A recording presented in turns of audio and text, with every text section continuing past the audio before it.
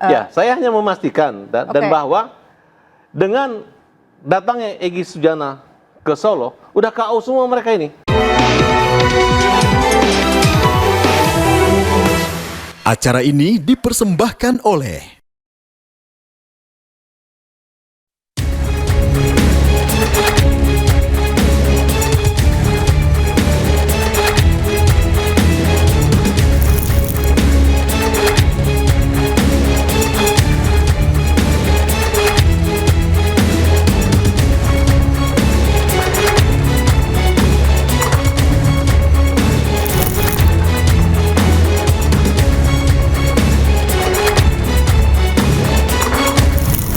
Ada laporkan fitnah, penistaan, ujaran kebencian, pasal undang-undang ITE, Bang.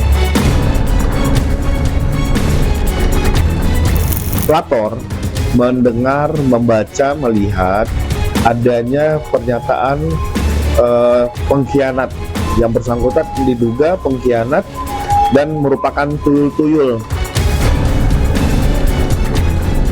Jadi saya tanggapi dengan ketawa dan senyum saja. Jadi waktu itu di tangga ini saya hanya mengatakan kita kehilangan 2 tuyul. Gitu.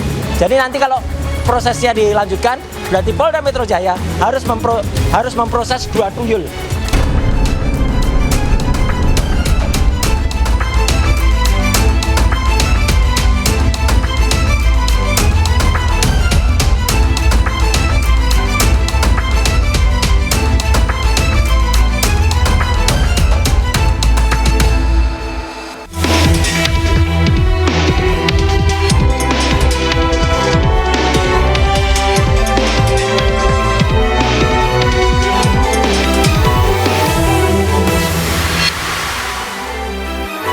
Roy Suryo dan 5 tersangka lainnya melaporkan Egy Sujana dan Damai Harilubis ke polisi.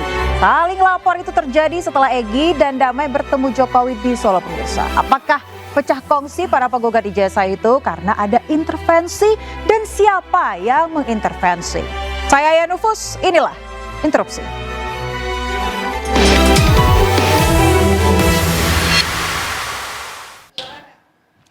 Sudah bersama dengan saya 4 narasumber di studio Interupsi. Langsung saja saya perkenalkan kembali, rasanya bukan perkenalkan ya, sapa.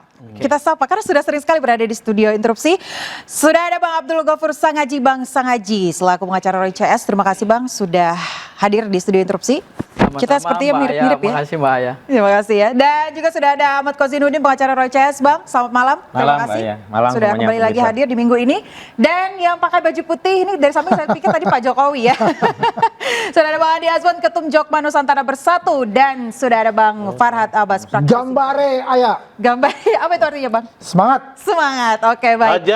Hajar ya. Tapi, hukum jamin rakyat. Baik, sebelum kita hajar abang-abang semuanya, saya mau mengingatkan kembali rules di studio Interupsi. Anda boleh adu argumen, adu gagasan, tapi pastikan Anda terlebih dahulu katakan interupsi. Saya ke Bang Kozi. Ya. Bang tadi baru dari Polda ya? Ya, betul. Anda expect nggak sih dulu satu tujuan sekarang malah saya ngelapor? Saya pikir ini adalah bagian dari konfirmasi strategi pecah belah dan adu domba kubu Joko Widodo telah sedang dan terus terjadi. Mengapa saya katakan demikian? Karena kita tahu juga tidak mungkin terjadi peristiwa di Solo sebelum terjadi kunjungan relawan Joko Widodo ke kediaman Egy Sujana yang kemudian ditindaklanjuti. Dan hari ini saya kira ini adalah bagian dari bayaran yang harus dibayar atas SP3 yang diperoleh oleh Egy Sujana dan Damai Harilubis. Karena tentu saja tidak cukup diberikan SP3 tetapi masih meyakini ijazah Joko Widodo palsu. Bahkan Bung Farhad Abbas juga agak jengkel juga. Karena apa? Kok sudah diberi SP3 masih saja bilang palsu-palsu. Bahkan ada rencana untuk melakukan gugatan pra peradilan untuk membatalkan SP3. Tapi sisi yang lain yang menarik adalah bahwa kita bisa lihat bahwa hari ini ternyata memang otoritas hukum itu tidak lagi berada di bawah kendali norma dan aturan. Kemarin saya sudah ya menguliti bagaimana SP3 tadi tidak mengikuti prosedur baik di KUHP yang baru, KUHP yang baru maupun yang lama. Dan terutama ketika ada pemilahan dan pemilihan. Hanya 2 orang dari sejumlah tersangka yang semestinya kalau kita bicara restoratif justice, penyelesaiannya itu haruslah dengan dicabut laporannya dan dengan demikian harusnya di SP3 keseluruhan tersangka. Tapi lagi-lagi maksud Anda setiap per klaster itu? Iya, semuanya bukan per klaster. Kenapa? Karena yang menjadi tersangka itu berdasarkan laporan 4 orang, ada Joko Widodo, Lecu Maman, Andi Kurniawan, dan Maret Samuel Soeken. Itu yang jadi pertimbangan laporan, tetapi ternyata kenapa hanya 2 saja? Kalau pertimbangannya itu karena restoratif justice, ada perdamaian, faktanya Egy Sujana dan Damai Hari Lubis, satu tidak pernah minta maaf, kedua masih tetap meyakini ijazah saudara Joko Widodo palsu. Jadi yang paling benar Sebentar, adalah Anda tahu dari mana tidak pernah minta maaf? sudah ada statementnya, bahkan terakhir Ruslan Buton menghubungi kembali Egy Sujana dan ingin memastikan apakah setelah ya berkunjung ke Joko Widodo ada perubahan, ada katakanlah ya ada pengaruh Solo yang membuat keyakinannya berubah, imannya pada ijazah itu berubah menjadi asli. Ternyata tidak juga begitu. Baik, sebentar Pak, sebelum terlalu jauh tadi Anda katakan ada bayaran yang harus dibayar, tadi Anda bilang dan juga skenario geng Solo. Coba saya tanya Bang Farhad, Bang, kabarnya minggu lalu katanya Abang silaturahmi juga ke Solo. Ya, itu Selasa jam 17.00 itu kami diskusi dengan Pak Jokowi gitu. Saya pikir ada lampu hijau untuk RJ keseluruhnya gitu. Ternyata tidak. Tidak ada forum untuk membuktikan atau menunjukkan ijazah asli kalau tidak dilanjutkan mereka ini. Jadi poinnya apa saja Bang yang disampaikan? itu hanya teriakan Farhad Abbas. Ketika melihat Bang Darmizal membawa Egy Sujana, itu saya berpikir ya udah sekalian. Sebenarnya saya nggak serius juga minta mereka RJ. Sebenarnya saya ngejek-ngejek mereka aja. Saya hanya bercanda-bercanda mengeprank mereka gitu. Tapi ternyata, nah inilah menyangkut etika. Bang Kozi mengatakan bahwa Farhad berusaha tidak. Aku nggak serius. Saya bukan pengacara Pak Jokowi dan tidak ada kapasitas saya untuk melakukan RJ. Nah, kalaupun yang terjadi antara kami dengan Rustam segala macam dan berkontak dengan Michael Senaga itu hanya bagian dari perkawanan saja. Bahkan saya mengatakan, lu kok sebagai wartawan tapi sifatnya menyerang, memprovokasi dan cenderung seperti itu dan tunggu aja waktunya. Oke, berarti intinya ketika Anda silaturahmi ke Solo ada bahas soal ya, saya hanya memastikan dan bahwa dengan datangnya Egy Sujana ke Solo, udah KO semua mereka ini, udah kalah semua. Makanya saya sarankan udah selesai aja. sampai saat ini masih berjuang. Saya pikir Makanya saya katakan kamu ini pengacara pribadi atau pengacara rakyat yang mana? Ya kan? Ini kan menyangkut kepentingan Pak Jokowi yang sudah diwakili oleh jaksa. Sekarang kita biarkan kepada jaksa membuktikan. Kan ketika sidang nanti cuma dikatakan bahwa mana UGM ijazahnya asli, ya udah selesai. Ya, Betul seperti itu Bang Sangaji. Ya, saya pikir narasi yang disampaikan oleh Farhad Abbas ini kan belum masuk ke pokok materi. Ini jauh ini, ya kan? Proses penyidikannya saja baru dilakukan tahap 1.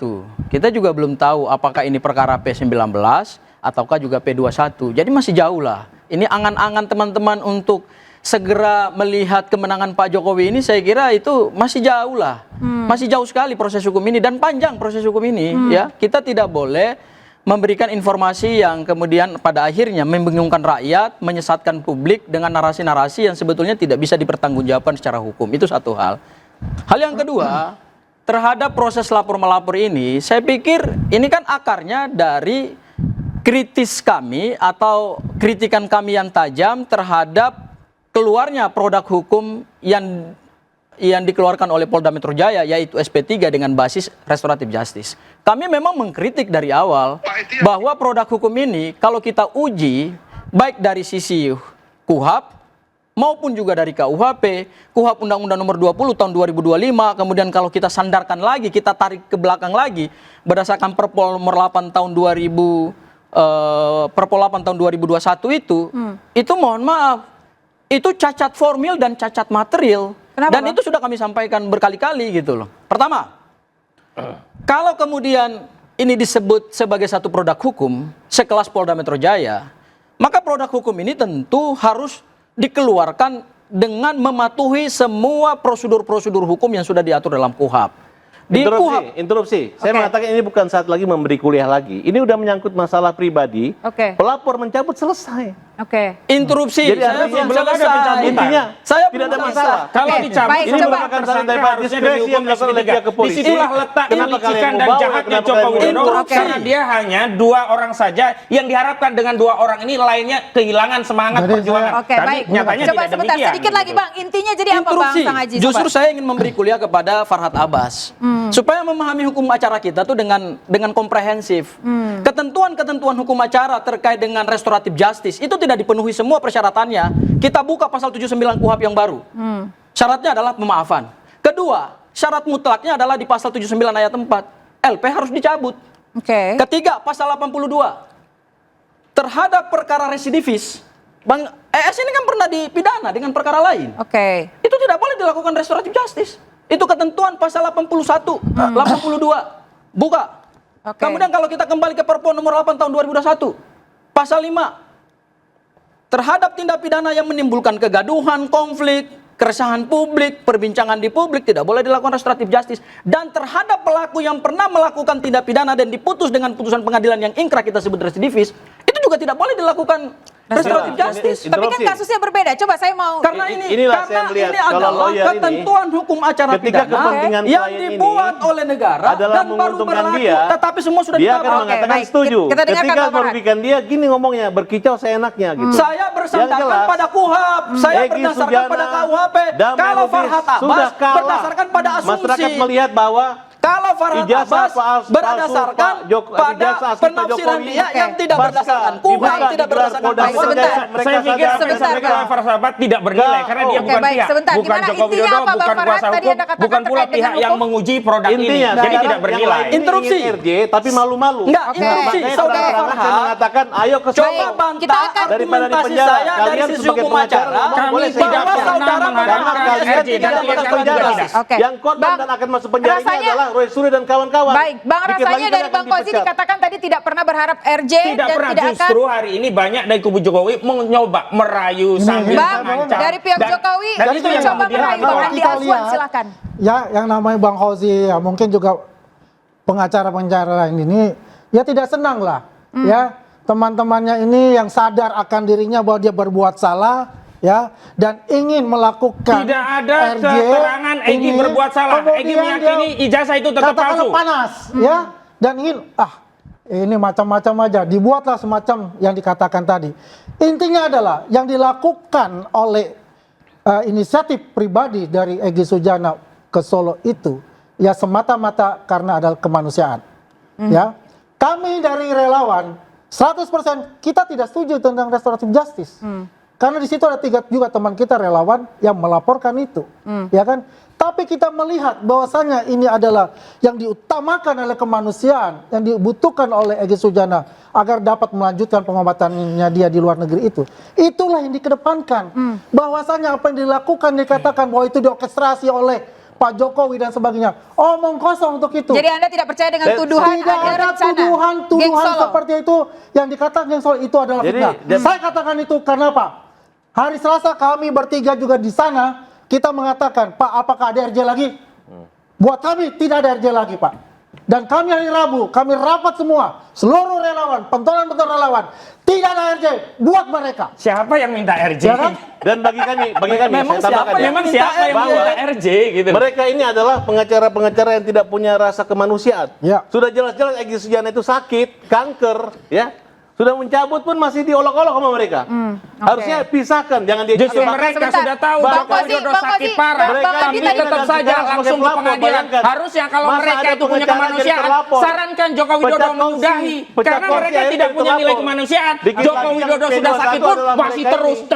Oke. Padahal Joko Widodo sendiri Oke. sudah lemah sekali. Kata siapa dia Tidak lemah? punya Kata kemanusiaan siapa itu dia lemah? namanya. Anda Ya kata kata dia lemah. saya. Itu Saya adalah ngomong. persepsi Anda. Ya, itu kata Anda saya. salah besar untuk itu karena Anda tidak pernah bertemu dengan Karena Jokowi. Anda memang sudah Anda didesain untuk melihatnya itu. adalah dari kata-kata Fisik yang Anda menyatakan sendiri. Anda untuk itu. melihat Karena fisik. itu kalau bicara Dia lebih kemanusiaan, hebat daripada justru Anda. kalian Dia tidak lebih punya hebat daripada kemanusiaan Anda. kepada saudara Joko Bayangkan, Widodo. Baik, ribu orang tiap hari kita- datang ke beliau Baik. untuk bertemu dengan beliau, mendoakan beliau, Iya, berfoto dengan tapi beliau. kondisinya Itu kan adalah rakyat. sakit. Bukan Anda kata-kata Bukan dari Anda. sehat. Oke, Bahwa itu baik. adalah rakyat. Baik. Anda. Mana nilai Tidak ada untuk kemanusiaan? itu Baik, Anda baik, sebagai baik. rakyat. Pendukung Abang-abang, Jokowi kita tahan dulu. terus membiarkan Jokowi Kita sakit tapi rakyat. terus Kita bertarung tahan di dulu, pengadilan.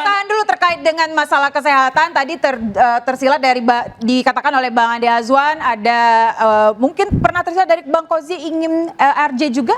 Oh, tidak pernah ya? terbesit sedikit pun. Oke. Roy Suryo, Rismon dan semua klien. Tiga itu tidak ada untuk RJ.